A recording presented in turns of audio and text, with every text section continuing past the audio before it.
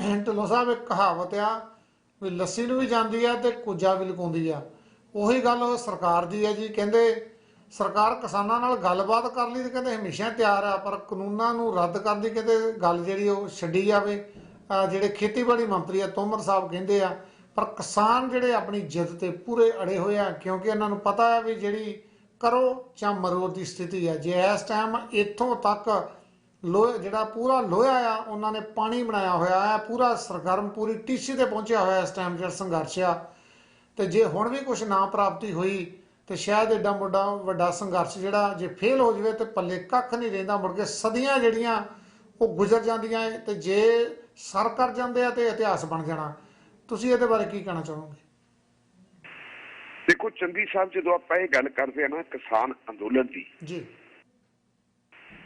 पहला 5 वारी मीटिंगां हो चुकी किसानों के नाल। जी दो गल्लां केंद्र सरकार के वजीरां ने किसानों नूं कहीआं ते किसानां ने उन्हां नूं कहीआं। उन्हां दा जो जवाब दिता है ते उही जवाब हुण लिखती रूप दे विच किसानां दे कोले आ गया। जी लिखती रूप दे विच जिहड़ा जवाब आया उहदे विच एक मद नंबर 33 है। ਜੇ ਆਪਾਂ ਇਹ ਸਾਰੇ ਕਾਨੂੰਨ ਨੂੰ ਦੇਖੀਏ ਤੇ ਕੱਲ ਜਿਹੜੇ ਹੈਗੇ ਸਾਡੇ ਜਿਹੜੇ ਖੇਤੀਬਾੜੀ ਮੰਤਰੀ ਹੈ ਨਰਿੰਦਰ ਸਿੰਘ ਤੋਮਰ, ਉਹਨਾਂ ਨੇ ਪ੍ਰੈਸ ਕਾਨਫਰੰਸ ਵੀ ਕੀਤੀ ਹੈ ਤੇ ਉਹਦੇ ਵਿੱਚ ਵੀ ਇਹ ਗੱਲ ਆਈ ਹੈ। ਉਹਦੇ ਤੇ ਆਪਾਂ ਆਉਣੇ ਬਾਅਦ ਦੇ ਵਿੱਚ, ਪਰ ਇੱਕ ਵੱਡੀ ਗੱਲ ਇਹ ਹੈ ਕਿ ਕਿਸਾਨਾਂ ਨੇ ਜਿਹੜੀਆਂ ਇਹਨਾਂ ਨੇ ਪ੍ਰਪੋਜ਼ਲ ਭੇਜੀਆਂ ਸੀ ਉਹਨਾਂ ਪ੍ਰਪੋਜ਼ਲਸ ਨੂੰ ਰੱਦ ਕਰ ਦਿੱਤਾ ਕਿ ਨਹੀਂ। ਤੇ ਕੱਲ ਹੀ ਫਿਰ ਜਿਹੜੇ ਹੈਗੇ ਹੈ ਸਾਡੇ ਖੇਤੀਬਾੜੀ ਮੰਤਰੀ ਤੇ ਨਾਲ ਪੀਯੂਸ਼ ਗੋਇਲ ਜਿਹੜੇ ਕਮਰਸ ਮੰਤਰੀ ਵੀ ਹੈ, ਰੇਲਵੇ ਮੰਤਰੀ ਵੀ ਹੈ, ਉਹ ਇੱਕ ਪ੍ਰੈਸ ਕਾਨਫਰੰਸ ਕਰਦੇ। ਪ੍ਰੈਸ ਕਾਨਫਰੰਸ ਦੇ ਦੌਰਾਨ ਜਿਹੜੀਆਂ ਉਹਨਾਂ ਨੇ ਗੱਲਾਂ ਕਹੀਆਂ ਉਹ ਬਹੁਤ ਧਿਆਨ ਮੰਗਦੀਆਂ। ਪ੍ਰੈਸ ਕਾਨਫਰੰਸ ਦੇ ਵਿੱਚ ਭਾਵੇਂ ਉਹਨਾਂ ਨੇ ਬੇਨਤੀ ਕੀਤੀ ਹੈ, ਅਪੀਲ ਕੀਤੀ ਹੈ ਕਿਸਾਨਾਂ ਨੂੰ ਕਿ ਅਸੀਂ ਤੁਹਾਡੇ ਨਾਲ ਗੱਲ ਕਰਨ ਨੂੰ ਤਿਆਰ ਹਾਂ, ਪਰ ਤੁਸੀਂ ਇਸ ਗੱਲ ਤੇ ਨਾ ਅੜੋ ਕਿ ਇਹ ਕਾਨੂੰਨ ਰੱਦ ਕੀਤੇ ਜਾਣ। ਇਹਦੇ ਤੋਂ ਉਹਨਾਂ ਨੇ ਸਪਸ਼ਟ ਕਰ ਲਿਆ ਕਿ ਅਸੀਂ ਕਾਨੂੰਨ ਰੱਦ ਨਹੀਂ ਕਰਾਂਗੇ। और जो अपनी प्रेस कॉन्फ्रेंस करते हैं, प्रेस कॉन्फ्रेंस से करते विच एक गल कह देंगे जितों मैं शुरू की सी कि ये जिहड़े कानून है ना ये वणज ते व्यापार वास्ते बनाए गए है। ये वणज ते व्यापार वास्ते बनाए गए। हुण मैनूं ये दसो कि किसान जिहड़ा मंडी च जांदा है, किसान मंडी च व्यापार करन थोड़ा जांदा है। वो एक चीज खरीद के दूजे थां ते महंगे पासे बेचदा थोड़ा है। किसान तां मेहनत मजदूरी दे नाल लहू पसीना बहा के जिहड़ी उहने फसल पैदा कीती है उस फसल नूं बेचण जांदा है ते खरीदण वाले व्यापारी है। इसदा मतलब यह है कि नरेंद्र मोदी साहब की सरकार के वजीर ने यह गल मन ली ते यह मद नंबर 33 दे विच लिखिया होया कि जी ये जिहड़ी है वणज ते व्यापार वास्ते व्यापारियों लई कानून बनाए गए। जिहड़े व्यापारियों लई कानून बनाए गए हैं व्यापारियों दे हितां दी पालना करदे ਤੇ ਕਿਸਾਨਾਂ ਨੂੰ ਇਹ ਕਿਹਾ ਜਾ ਰਿਹਾ ਕਿ ਤੁਸੀਂ ਇਹਨੂੰ ਮੰਨੋ। ਵੱਡਾ ਸਵਾਲ ਇਹ ਪੈਦਾ ਹੁੰਦਾ ਕਿ ਕਿਸਾਨਾਂ ਨੇ ਮੰਗ ਕਦੋਂ ਕੀਤੀ ਸੀ ਸਾਡੀ ਖਾਤਰ ਕਾਨੂੰਨ ਬਣਾਓ।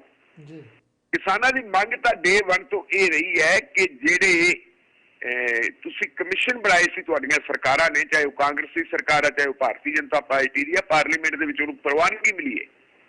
ਡਾਕਟਰ ਸਵਾਮੀਨਾਥਨ ਕਮਿਸ਼ਨ ਨੇ ਜਿਹੜੀਆਂ ਸਿਫਾਰਿਸ਼ਾਂ ਕੀਤੀਆਂ ਸੀ ਜਿਹਨੂੰ ਤੁਸੀਂ ਆਪਣੇ ਚੋਣ ਮੈਨੀਫੈਸਟੋ ਦੇ ਵਿੱਚ वादा किया कि इस लागू करोगे, साडियां ओ मंगां पूरीआं कर दे।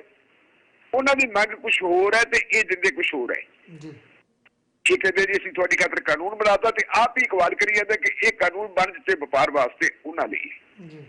लेकिन ये प्रेस कॉन्फ्रेंस करने का मतलब की है? इसदा जवाब दिता कल सुप्रीम कोर्ट की बार एसोसीएशन ने। मीडिया दे विच खबरां चल रही कि सरकार किसानां दे नाल दो हत्थ करन वास्ते तैयार है। अपने आम तौर पर आप गल करते हैं कि साडी सरकार कहती है असीं चीन की रीस करनी है। जिवें चीन एक वड्डी आर्थिक शक्ति बनिया उवें जिवें असीं वड्डी आर्थिक शक्ति बनना है। चीन दे विच एक पार्टी का रूल है, सरकार उस पासे नूं वधदी है। चीन दे विच जिहड़ी हैगी है एक कारपोरेट जिहड़ी हैगी है जगत उहनूं पालिया पलोसिया ते वड्डा कीता जांदा, उह तों कमाई कीती जांदी है। साडी सरकार कहंदी उहदे वास्ते बहुत पहलां तुहाडे याद होना, साडे पुराने स्रोतां दे याद होने, चीन दे विच एक तिनानमेन चौक है। उस चौक दे विच डेमोक्रेसी नूं लैके नौजवानों ते विद्यार्थियों ने इकट्ठ कीता सी और उस इकट्ठ दे उत्ते बड़ी मतलब बेरहमी दे नाल गोलियां भराईयां गईयां सी। गोलियां भरा के सैकड़े नौजवानों नूं मारता सी। अज तक ये खबर भी नहीं मिली उत्ते किन्ने लोग मरे सी। ਜਿਹੜੀ ਕੇਂਦਰ ਸਰਕਾਰ ਦੀ ਇਹ ਪ੍ਰੈਸ ਕਾਨਫਰੰਸ ਕਰਨ ਦਾ ਮਤਲਬ ਹੈ, ਪਰਸੋਂ ਤੋਂ ਅਸੀਂ ਪ੍ਰਪੋਜ਼ਲ ਭੇਜੀ ਹੈ, ਉਹਨਾਂ ਨੇ ਰੱਦ ਕਰਤੀ।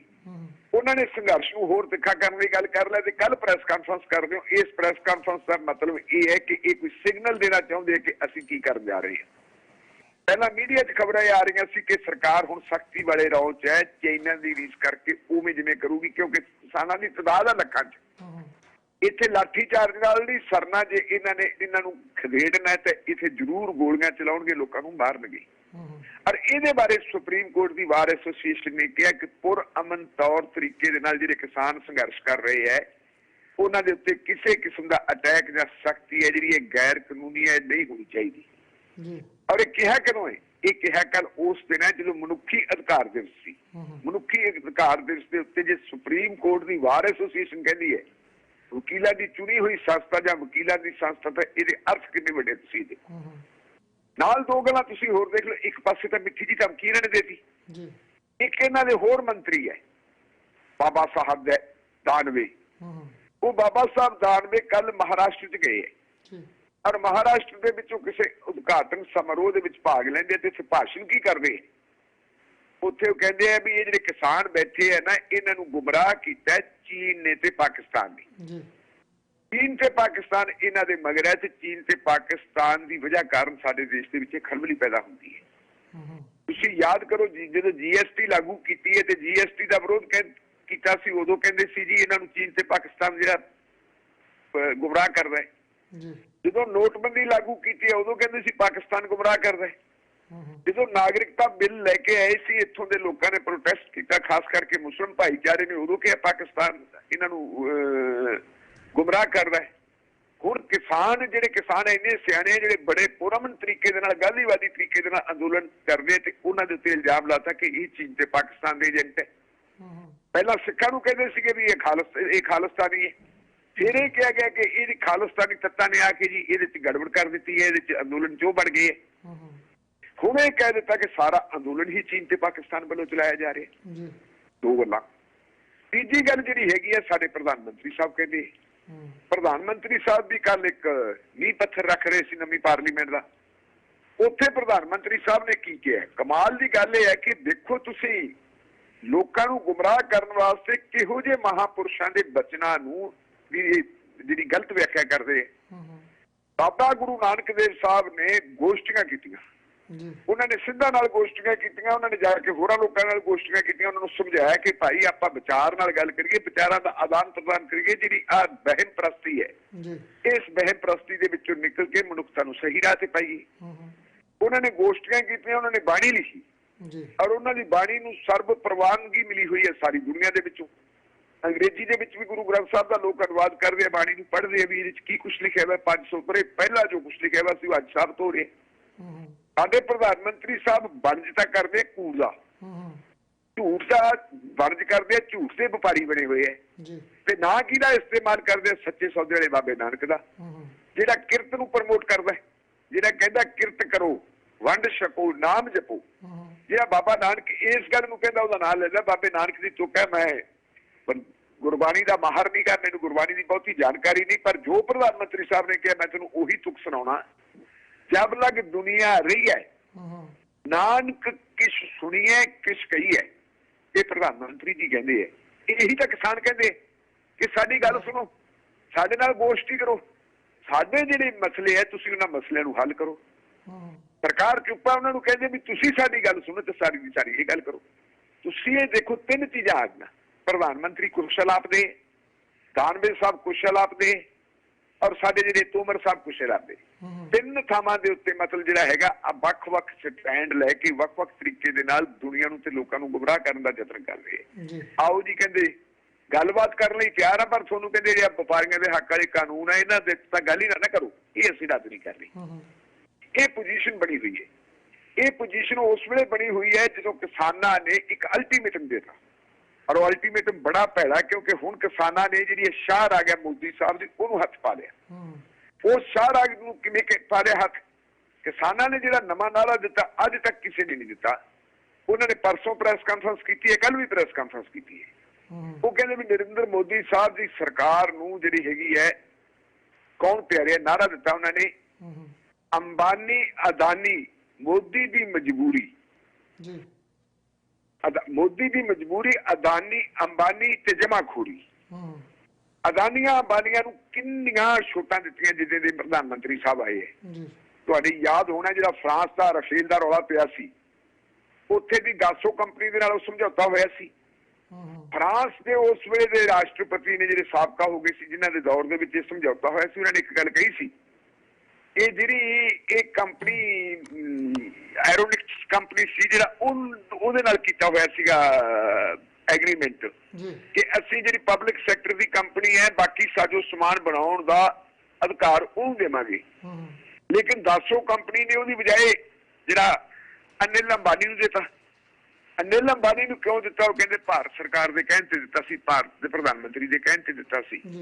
सो इत्थों ये पता लगता है कि असल दे विच इन्हां नूं फिक्रमंदगी किहदी है और हुण जदों किसानां ने कह दिता कि आओ जी असीं चलदे हां संघर्ष के अगले पड़ाव के उत्ते लखां की तादाद के जिहड़े हैगे लोग तुर पे उत्तराखंड के विचों आ रहे हैं लोग यूपी चो रामपुर तो आ रहे हैं उन्होंने उत्थे घेरी बैठे है पंजाब के विचों जा रहे हैं उन्हें मैं खबर अपना प्रोग्राम शुरू होने तो पहला देख रहा सी 1000 ट्राली दे विच 50,000 किसान जिहड़े हैगे वो माझे ते चल रहे दरबार साहब दे विच अरदास करके उन्होंने जिहड़ा गोल्डन टेंपल गेट है उत्थों सारे ने तुरना है इस पासे नूं दिल्ली वाले पासे नूं रस्ते दे विचों काफिला होर वड्डा हुंदा जाऊगा और उस वेले इस किस्म दी धमकियां भी देण लगे पे और सीधे तौर के उत्ते डिक्लेयर कर रहे कि असीं उन्हां दे हक च जावांगे कल जिहड़ी किसानां ने प्रेस कॉन्फ्रेंस की है उस प्रेस कॉन्फ्रेंस दे विच उन्हां ने शरेआम इल्जाम लाया कि असल दे विच ये सरकार जिहड़ी हैगी है ये कारपोरेट घराने दी सरकार है इहनूं भारत दे लोकां दे नाल